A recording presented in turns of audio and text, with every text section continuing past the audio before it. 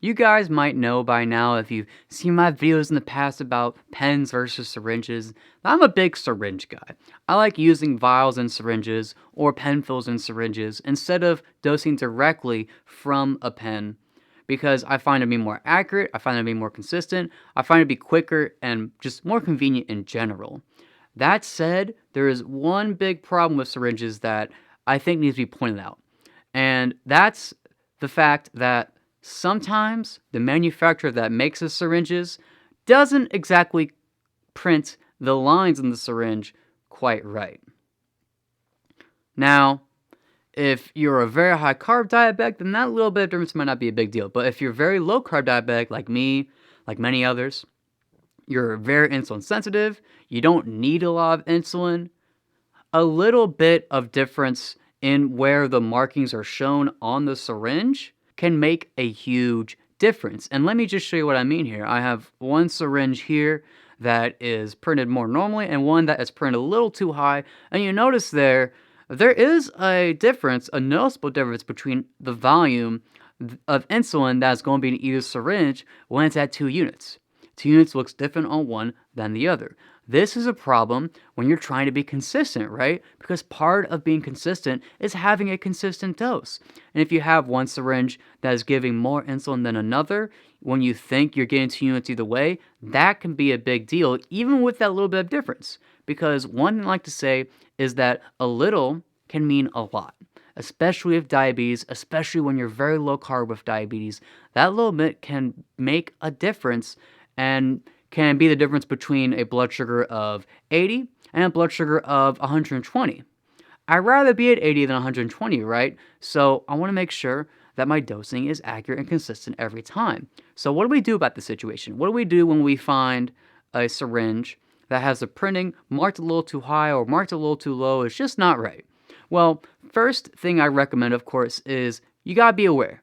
You gotta be able to see it. So always be on the lookout whenever you're using syringes of those markings. Always check the markings and make sure there's not some big gap between the 0 line, which is the long line at top, and the cap, right?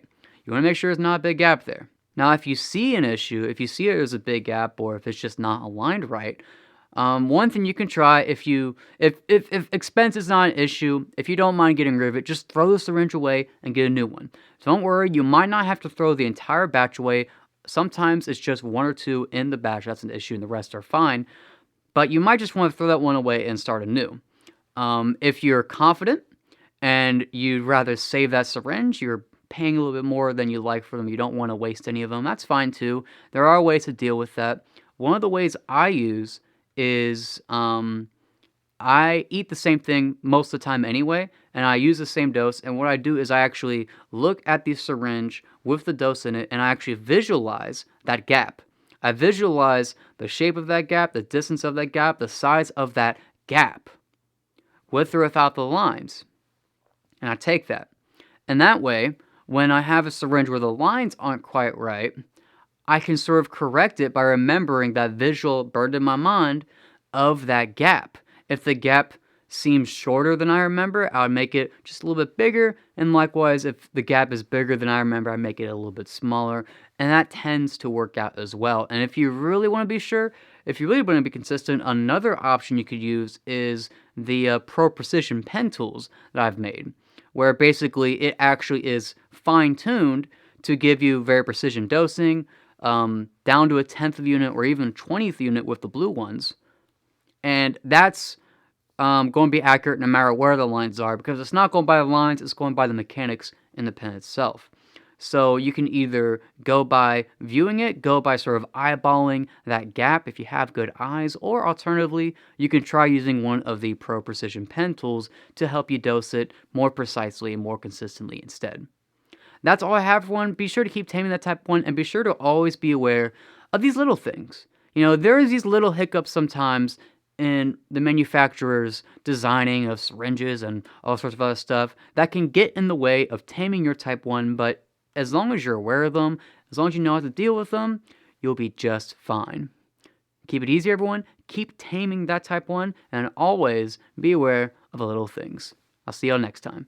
What's up, guys? If you liked that video, be sure to give it a thumbs up, be sure to subscribe, and be sure to share the video with your friends so that way the world can find out what it truly takes to tame type 1. Along with that, be sure to check out my website, tametype1.com, where you can find testimonials, where you can find more tips and tricks, and you can even sign up for type 1 diabetic coaching. Along with that, if you aren't on them yet, please follow me on my social media platforms, and not just Facebook, YouTube, but also Gab, Rumble, Telegram, and Odyssey. We never know when the censorship overlords and big tech are going to come for me next, being a truth teller when it comes to health, so be sure to follow these platforms, and that way, no matter what happens, you'll always be able to follow us and you'll always learn the next new tips in taming type 1 diabetes. Follow along, everyone, keep updated, share the video, and learn what it takes to tame type 1. I'll see y'all next time.